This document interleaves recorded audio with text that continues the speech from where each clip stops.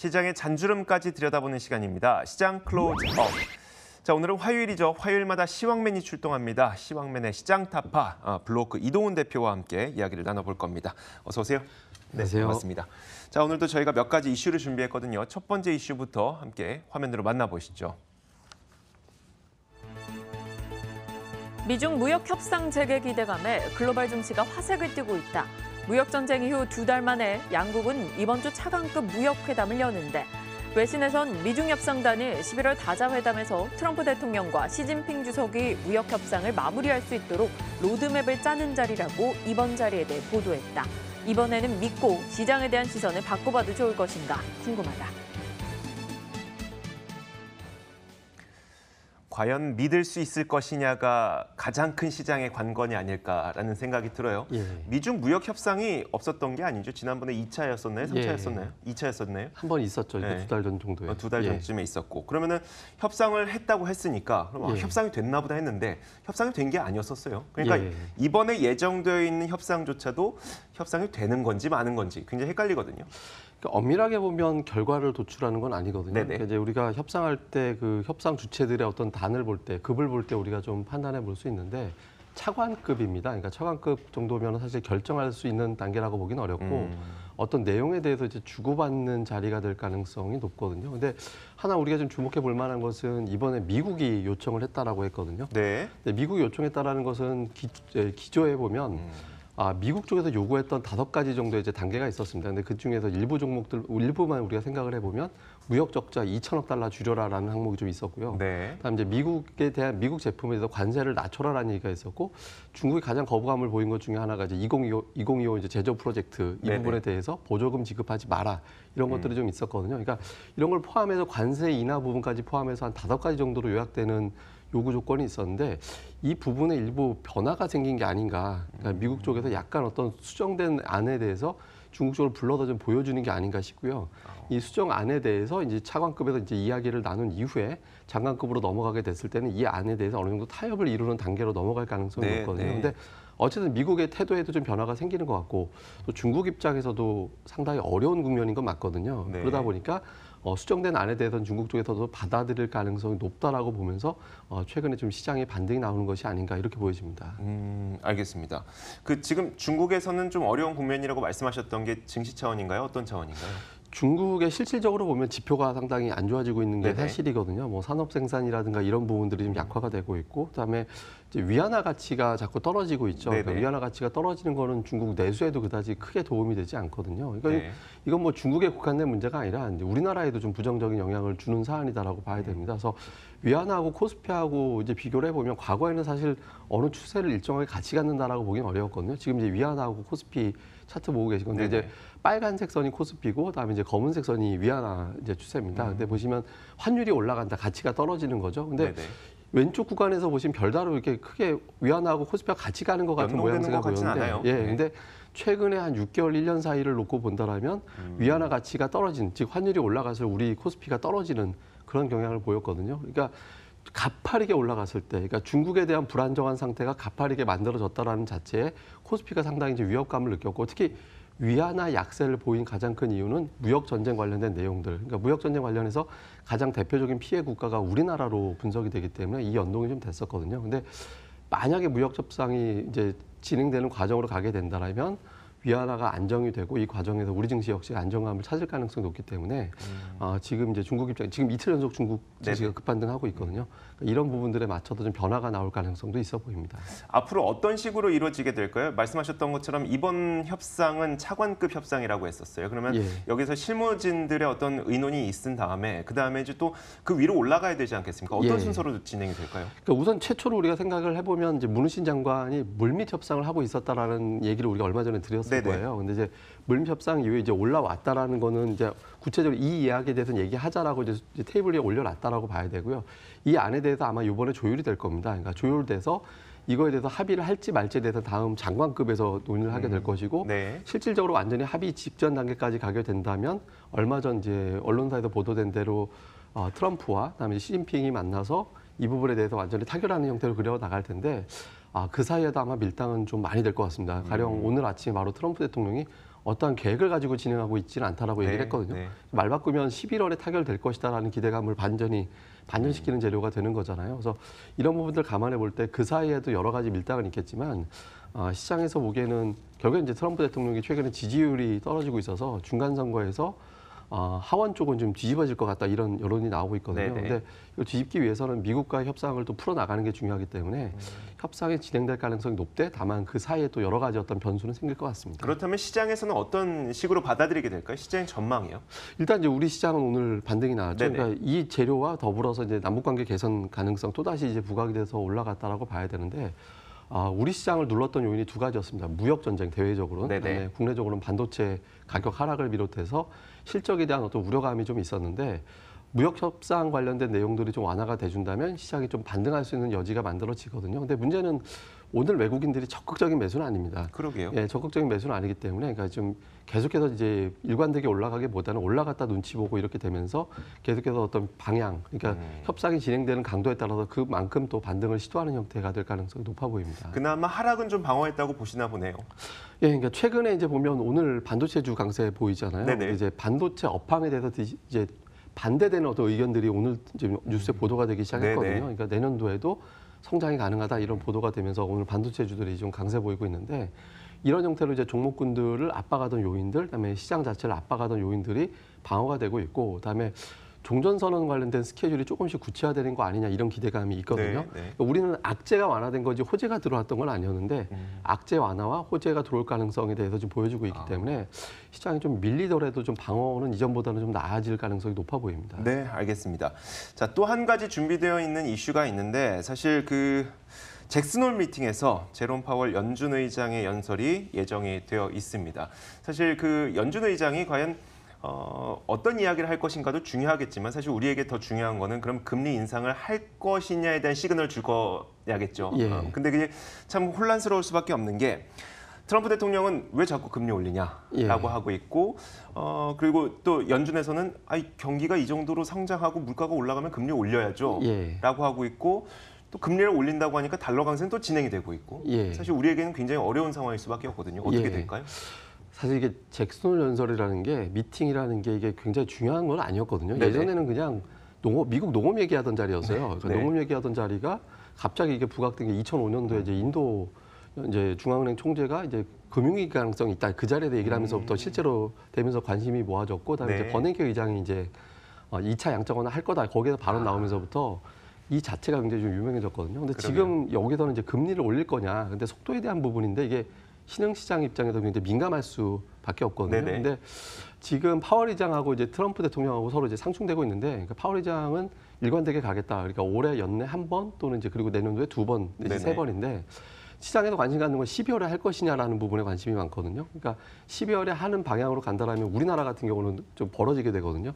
그러니까 이런 부분들에 대한 어떤 금리 걱정이 좀 격차가? 있는데, 예, 네. 금리 격차가 상당히 좀 벌어지게 되고 외국인들의 자금 이탈이라든가 이런 것들이 우려가 되고 또 우리나라도 결국 금리 올려야 된다 이런 논리가 나올 수 있기 때문에 이제 부담이 됩니다만 아마 완곡한 표현으로 그냥 점진적인 인상할 것이다라는 쪽으로 되면서 시장에서 판단하기 어중간하게 결과가 나올 가능성이 높지 않나 네네. 이렇게 봐야 될 것 같습니다. 그럼 시장에는 어떻게 작용을 할까요?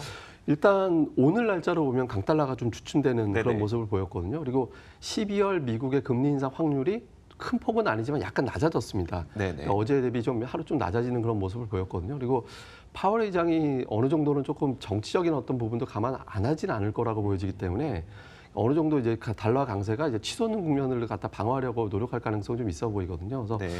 잭슨홀 연설 같은 기 전까지는 좀 긴장감이 있겠지만 그 이후에는 별다른 영향 없이 그냥 이벤트로만 지나갈 가능성이 높지 않나 이렇게 봐야겠습니다. 네, 알겠습니다. 자, 저희가 이어서 두 번째 이슈도 준비했습니다. 두 번째 이슈는 개인 투자자분들께서 굉장히 많은 관심을 갖고 있는 그런 이슈입니다. 화면으로 만나보시죠.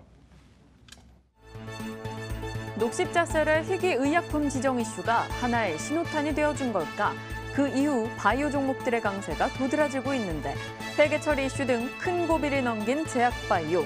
그간 코스닥 제약업 지수는 고점 대비 28%나 급락했는데 나아지는 분위기에 탄력을 타고 다시 한번 꿈의 종목들이 나올 것인가 살펴보자.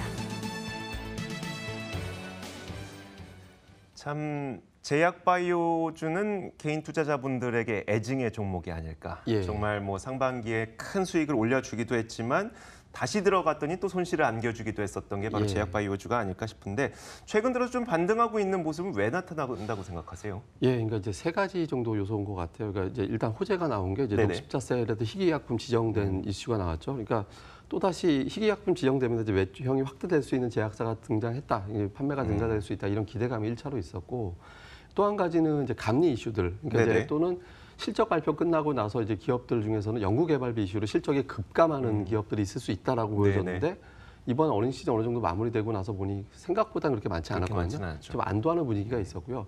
또 한 가지 이제 진에어에 따른 어떤 나비 효과 이렇게 봐야 되는데 지네어와 예, 바이오요? 그러니까 이제 진에어가 사실은 이제 허가가 취소될 가능성이 있었잖아요. 네네. 그런데 취소가 되지 않았죠. 이게 어느 정도 이제 증시의 영향력이라든가 이제 이런 부분들에 영향을 줬다라고 봐야 되거든요. 네. 그러면 투자자들이 걱정하는 게 삼성바이오 여파거든요. 그러니까 삼성바이오 여파에 그대로 적용해 보면 삼성바이오도 지금 연내에 이제 결정을 내릴 것이다라고 알려져 있는데 이 부분도 결국에는 삼성바이오 상장 폐지라든가 투자자들이 걱정했던 분위기로 나오지는 않을 것 같다라는 거죠. 그래서 그 날짜 이 세 가지가 동시에 다 나왔거든요. 정책에 대한 기대감 예. 말씀하시는 거군요. 제약바이오주들이 급반전했을 때 이 세 재료가 동시에 나오던 날 돌아섰었거든요. 근데 네네. 이런 부분을 감안해 볼 때 악재는 완화가 되고 호재는 등장했고 잠재적인 걱정거리, 그러니까 발목을 요소 잡던 것들도 완화가 되다 보니까 이제 제약바이오주들이 올라서는 그런 흐름들이 나온 것 같고요. 또 한 가지는 시장에서 보면 발목 잡던 요인들, 네. 그러니까 기존의 어떤 그 바이오주들에 대한 어떤 발목을 잡는 거 말고 시장 자체 발목 잡던 게 바이오가 아니라 최근에 반도체였거든요. 네네. 반도체 실적이 문제가 있다. 그러면 우리나라가 미래 먹거리를 위해서는 반도체 이후에 뭐를 가야 될 것이냐라는 부분이 좀 있었는데 그러니까 이재용 부회장이 그런 발언을 했었죠. 그러니까 바이오에 대한 규제 완화해줘라. 그러니까 바이오 육성하겠다는 얘기거든요. 그러니까 다음에 우리나라 이제 차기 먹거리로 바이오 산업이 육성될 가능성 이렇게 된다라면 바이오 기업은 지금 현재 가치보다 미래 가치가 더 크게 성장할 가능성이 높다라고 되는 거거든요. 그래서 네. 이런 부분들이 어우러지면서 반등이 나왔던 것 같습니다. 자, 그렇다면은 앞으로도 이런 반등 추세를 이어갈 수 있을 것인가를 우리가 생각해 볼 때에는 그러면 계속 그 기대감을 증폭시켜 줄 수 있는 이슈들이 계속 나와야 되거든요. 그 예. 이슈라고 하는 거는 임상 통과 소식이라든지 조금 전에 말씀하셨던 그 희귀 의약품 지정 같은 새로운 소식들이 계속 나와야 될 텐데 그런 것들이 계속 나오면서 제약 바이오주의 반등이 좀 더 이어질 수 있을까요? 근데 잘 생각해 보면 그러니까 몇 가지 이제 뭐 스케줄들이 좀 있을 것 같아요. 네네. 그러니까 얼마 전에 이제 티슈진에서 코롱 티슈진의 대규모 의약품 공급권 계약 이런 것들이 나온 적이 있었거든요. 네. 근데 이런 일정들이 몇 개가 더 나올 것으로 시장에서 좀 알려져 있는 게 있는데 그 숫자, 구체적인 어떤 금액이 결정된 것은 아닙니다만은 예상했던 것보다 규모가 좀 클 수도 있다라는 기대감이 시장에서 갖고 있거든요. 근데 이게 나오게 된다라면 시장에서 제약 바이오가 더 이상 성장이 아니라 현재 숫자로 내고 있는 기업이다라고 분석이 될 수 있거든요. 네, 그래서 네. 제약 바이오주들은 이런 어떤 몇몇 가지 재료를 가지고 이제 명분 삼아서 좀 올릴 시도는 꾸준하게 할 가능성이 높지 않나 이렇게 봐야겠습니다. 그렇다면 그 수많은 제약 바이오 기업 가운데 실제로 그냥 기대감만이 아닌 숫자로 증명이 되고 있는 기업들 그거 어떻게 구분할까요? 아직 그 실적이 나오지 않는 상태에서요. 예, 그러니까 제가 이제 한 2, 3주 전인가 네. 제약 바이오 이젠 사야 될 것 같다고 제가 제약 바이오 지금 불편해 한다고 네네. 말씀 여러 번 드린 적이 있었잖아요. 근데 구분을 하면 결국에는 이제 숫자로 보여주는 기업들 중심으로 접근하는 게 맞지 않나 이렇게 보여지거든요. 대표적인 게 이제 흑자 전환 성공했던 삼성바이오라든가 셀트리온 같은 경우는 논란이 있지만 어쨌든 실적 나와주고 있거든요. 네네. 그다음에 코오롱 티슈진 같은 경우도 여기에 따라서 계속해서 공급 계약이라든가 이런 것들이 예상이 되고 있는 그런 상태고, 그다음에 그 하위에 있는 기업들, 예를 들어서 삼성바이오가 강세를 보인다면 바이오 시밀러 산업이 커진다 이렇게 해석이 되기 때문에 바이넥스 같은 기업, 오늘 좀 주가가 많이 올라가긴 했습니다만은 이런 기업들이 이제 밑으로 내려가는 효과에 의해서 또 올라갈 수 있거든요. 그래서 네네. 숫자로 보여주는 종목들 중심으로 좀 종목을 포트폴리오를 구성해 나가는 게 좋을 것 같습니다. 네, 알겠습니다. 참 제약 바이오는 그 투자하기가 참 어렵다는 생각이 드는 게 이미 숫자가 나온 그 시기에는 내가 투자하기는 이미 늦은 상태가 또 되는 경우가 많이 있어서요. 사실 제약 바이오는 참 어렵습니다만 그래도 많은 분들께서 좋아하시니까 저희가 좀 짚어봤습니다. 자, 저희가 이제 투자 전략을 한번 세워봐야 되겠죠. 저희가 지금까지는 뭐 여러 가지 시장 전반에 대한 이야기 그리고 이슈에 대한 이야기를 해봤다면 실제 지금 투자에 뭐 나서야 될까요? 어떻습니까? 얼마 전까지만 해도 그래도 좀 현금 보유를 하라고 말씀을 해주셨기 때문에요. 지금 오늘 장에서 보면 좀 독특한 현상이 나오고 있는데요. 오늘 아침 같아서는 사실 대북주가 올라갈 거라고 생각했었거든요. 네네. 2차 정상회담 때문에. 근데 대북주가 올라가지 않고 제약바이오와 반도체가 강세해 보이고 있습니다. 그러니까 그동안의 낙폭과대주들 중심으로 기존 대장주들 중심으로 또 공통적으로 대형주거든요. 이런 종목군들 중심으로 좀 강세를 보이고 있는데 이런 어떤 종목군들, 시장에서 확 보이지 않았던 틈새 종목들에 대해서 계속 관심 있게 볼 필요가 있어 보이고요. 다음에 또 한 가지는 실적이라든가 여전히 무역 전쟁 이런 것들은 잠재적으로 좀 산발적인 악재를 보여줄 수 있기 때문에 이런 논란에서 상대적으로 자유로운 기업들에 대해서는 계속 관심 있게 볼 필요가 있는데요. 이러한 업종이 엔터라든가 역시 또 바이오 이런 종목군들이 해당이 됩니다. 그래서 이런 종목들 계속 챙겨보는 게 좋을 것 같고, 그다음에 이게 오늘 원고 준비하기 전에 이게 이제 원고 보내고 나서 올라가서 좀 그렇긴 합니다만은 저평가 IT주들에 대해서는 계속해서 좀 관심 있게 볼 필요가 있어 보인다고 생각이 됩니다. 그러니까 나쁘다 나쁘다라는 것만 너무 부각이 된 측면인데 네. 어제 삼성전자가 한 300만 주 그리고 하이닉스가 150만 주 정도 대차가 급감을 했거든요.